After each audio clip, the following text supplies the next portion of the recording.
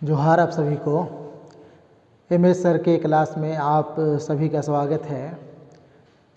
पिछले दिनों मैं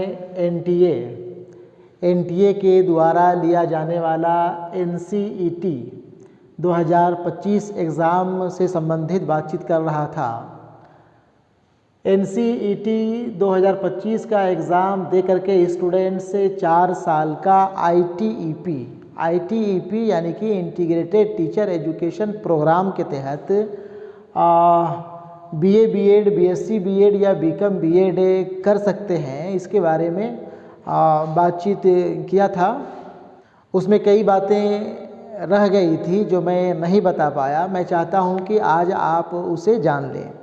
ख़ास करके स्टूडेंट्स सबसे पहले ये जानना चाहते हैं कि वो एग्ज़ाम देंगे, फॉर्म भरेंगे तो फॉर्म भरने की फ़ीस क्या होगी। एग्ज़ाम के डेट के बारे में भी मैं बता नहीं पाया था कि एग्ज़ाम किस तारीख को होना है।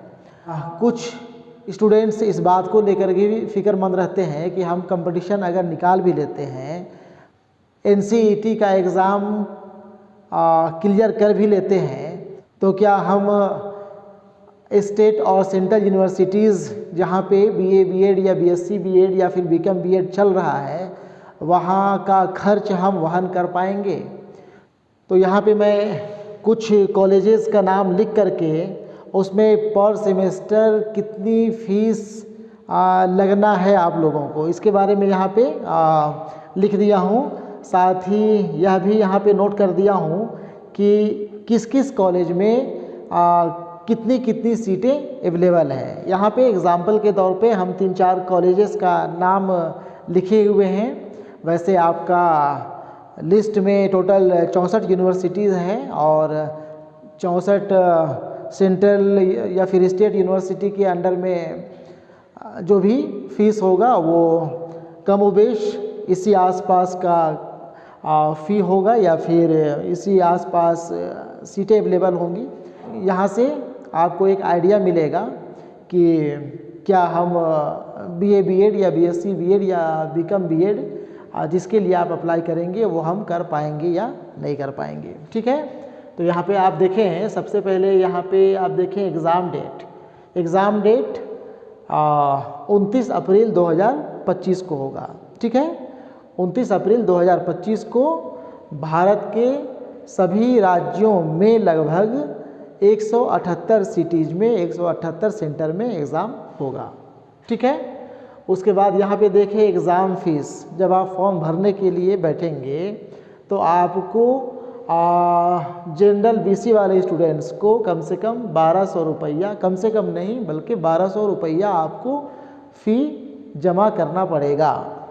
इसी तरह जो है, जो स्टूडेंट्स इकोनॉमिकली वीकर सेक्शन से बिलोंग करते होंगे, जो आर्थिक रूप से पिछड़े होंगे, वो स्टूडेंट्स 1000 रुपया फ़ीस देंगे एग्ज़ाम की। और एसटी एससी पीडब्ल्यूडी से बिलोंग करने वाले स्टूडेंट्स 650 रुपया फ़ी अदा करेंगे। ठीक है, इसके बाद यहाँ पे देखें यूनिवर्सिटी कॉलेज का यहाँ पे कुछ नाम है। जैसे सबसे ऊपर हम लिखे हुए हैं इग्नू। ठीक है ना, इग्नू दिल्ली। इग्नू को यूँ तो आप डिस्टेंस एजुकेशन के लिए जाना करते हैं, लेकिन इग्नू जो दिल्ली में है उसमें आपको offline face to face mode में जा कर के क्लास करना पड़ेगा।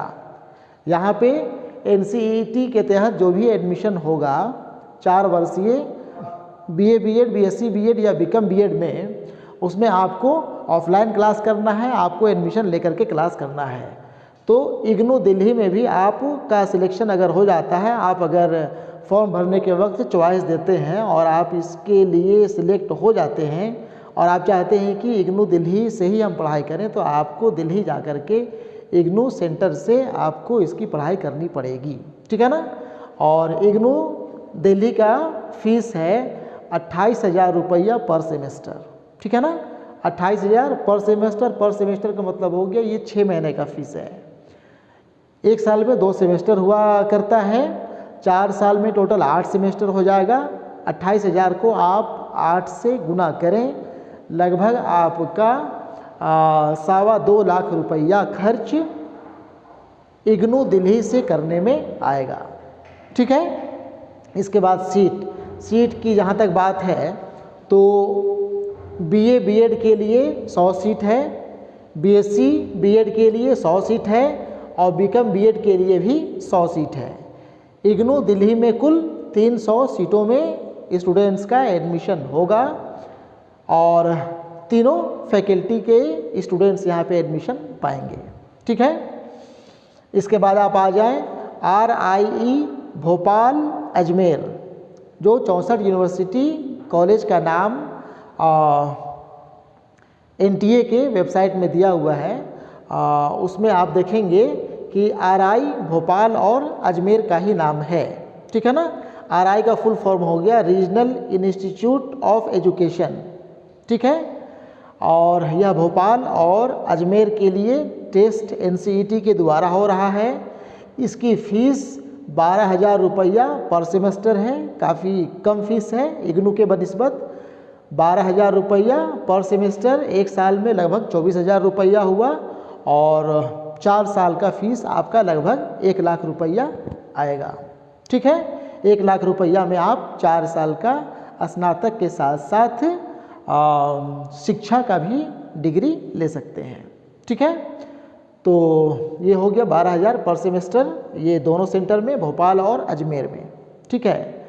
और इसके बाद फिर आप आ जाएं IITs NITs स्टूडेंट्स। मैंने पिछले वीडियो में भी बतलाया था कि अगर स्टूडेंट्स IITs और NITs में जाने का ख्वाब देखते हैं, वहाँ जा कर के पढ़ाई करना चाहते हैं, तो आपका सपना साकार हो सकता है BSc BEd के थ्रू।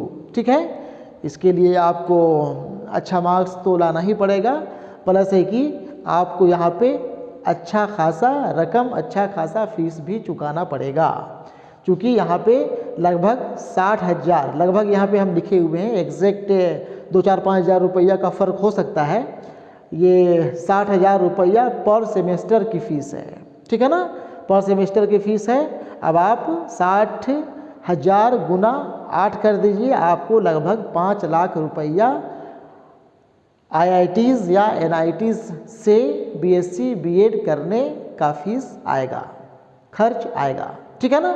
यहाँ पे सिर्फ आपको 50 सीट है और वो 50 सीट सिर्फ BSc BEd के लिए है। जो भी IITs या NITs हैं वहाँ पे सिर्फ BSc BEd का कोर्स होता है और उसके लिए जहाँ जहाँ भी IITs है, 4-5 IITs लिस्ट में है और उसी तरह जो है 4-5 NITs हैं, तो वहाँ पे जो एडमिशन होगा वो सिर्फ BSc BEd के लिए होगा और हर एक IIT के लिए 50-50 सीटें हैं। ठीक है। और इसके पहले जैसे यहाँ पे RI भोपाल और अजमेर के बारे में नहीं बतला पाए थे, वहाँ पे आपका BA BEd है और BSc BEd है। ठीक है ना। बीकॉम BEd RI भोपाल में नहीं है। ठीक है। इसके बाद आ जाएं MGAHV वर्धा। इसका फुल फॉर्म होता है महात्मा गांधी अंतर्राष्ट्रीय हिंदी विश्वविद्यालय, वर्धा महाराष्ट्र में है। ठीक है ना। जो स्टूडेंट्स बिल्कुल हिंदी से प्रेम करने वाले होंगे, हिंदी भाषी क्षेत्र के स्टूडेंट्स यहाँ से जा कर के BEd कर सकते हैं। आप MGAHV का चयन सिलेक्शन ऑप्शन फॉर्म भरने के वक्त डाल सकते हैं, क्योंकि यहाँ पे शुद्ध हिंदी माध्यम से आपकी पढ़ाई होगी और फीस भी यहाँ पे आपका काफ़ी कम है। ठीक है। टोटल फीस फॉर BEd, अच्छा यहाँ पे जो BEd 2 साल का चला करता है उसका फ़ीस यहाँ पे हम लिखे हुए हैं, क्योंकि 4 साल का फीस मुझे नहीं मिल पाया। आप लोगों को अगर मिल जाए कि महात्मा गांधी अंतर्राष्ट्रीय हिंदी विश्वविद्यालय का 4 साल का BA BEd का फ़ीस क्या है, तो आप कमेंट सेक्शन में मुझे बता सकते हैं। यहाँ पे मैं 2 साल का BEd का खर्च लिखा हुआ हूँ और ये टोटल खर्च है। देखिए कितना कम खर्च है। टोटल फीस फॉर BEd 7750 रुपया। पिछले साल तक सिर्फ और सिर्फ 2 साल में 7750 रुपया ही खर्च हुआ करता था BA BEd करने में, ठीक है ना। वर्धा महाराष्ट्र से महात्मा गांधी अंतर्राष्ट्रीय हिंदी विश्वविद्यालय से। तो जब टोटल 2 साल का खर्च 7750 रुपया BEd करने का था, आप 4 साल में एक अंदाज़ा लगा सकते हैं कि लगभग 7750 तो नहीं भी हम कहें तो लगभग 15 से 20 हज़ार रुपया या फिर 25 से 30 हज़ार रुपया मैक्सिमम फीस आपका यहाँ पे होना चाहिए। वो आप देख लेंगे और मुझे भी कमेंट सेक्शन में बताएंगे, ठीक है। तो काफ़ी कम फीस है और हिंदी भाषी क्षेत्र के स्टूडेंट्स इस कॉलेज का ऑप्शन दे सकते हैं, देना चाहिए, ठीक है। यहाँ पे सिर्फ BA BEd की पढ़ाई होगी, यहाँ पे BSc BEd या फिर BCom BEd नहीं है। BA BEd के लिए 50 सीटें हैं, आप इसके लिए अप्लाई कर सकते हैं, ठीक है। इसके साथ एक और कॉलेज का नाम देखें यहाँ पे MANUU, जिसे मानू के नाम से जाना जाता है। ये मानू हैदराबाद में है। मानू का फुल फॉर्म हो गया मौलाना आज़ाद नेशनल उर्दू यूनिवर्सिटी। जैसा कि नाम से ही आप लोगों को मालूम हो रहा है कि यह उर्दू यूनिवर्सिटी है, इसलिए यहाँ पे पढ़ाई का माध्यम, पढ़ाई का लैंग्वेज भी वो उर्दू ही होगा, ठीक है। तो उर्दू मीडियम से BEd करने वाले स्टूडेंट्स या फिर जो स्टूडेंट्स मदरसे के लाइन से बिलोंग करते हैं वो पहला चॉइस, अपना चॉइस मानू दे सकते हैं और मानू से BEd कर सकते हैं। काफ़ी कम फीस यहाँ भी है। मानू का फीस है 5200 पर सेमेस्टर, ठीक है ना। पर सेमेस्टर 5200, 8 से गुना करेंगे लगभग 8 × 40 हज़ार रुपया में आपका मानू से BEd हो जाएगा, ठीक है। यहाँ पे तीनों फैकल्टी वाले एडमिशन ले सकते हैं। BA BEd के लिए 50 सीट है, BSc BEd के लिए 50 सीट है, BCom BEd के लिए 50 सीट है।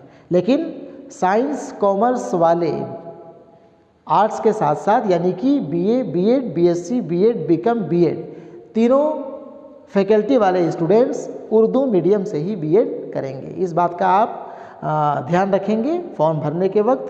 जो स्टूडेंट्स उर्दू सब्जेक्ट ले करके पढ़ रहे होंगे या उर्दू माध्यम से BEd करना चाहते होंगे वो मानू हैदराबाद का ऑप्शन डाल सकते हैं, ठीक है। इसी तरह जैसा कि मैं पहले ही बतलाया था कि लगभग 64 यूनिवर्सिटी या कॉलेजेज हैं जिसका फीस कमोबेश यही होना चाहिए। एक अंदाज़ा लगाने के लिए मैं यह फीस यहाँ पे लिख दिया 4-5 कॉलेजेस का, ताकि आप अंदाज़ा लगा सकें, आप अनुमान लगा सकें कि आपको BEd 4 साल वाला करने में कितना फ़ीस लगेगा, ठीक है। वैसे आपको जिस कॉलेज में, जिस यूनिवर्सिटी में जाने का शौक़ हो, इच्छा हो, आप NTA के वेबसाइट में जा कर के उसे सर्च कर सकते हैं। NCET के वेबसाइट में भी जा कर के आप उसे देख सकते हैं कि किस कॉलेज की फ़ीस क्या है और कौन कौन से कॉलेजेस NCET के लिस्ट में हैं, ठीक है। धन्यवाद।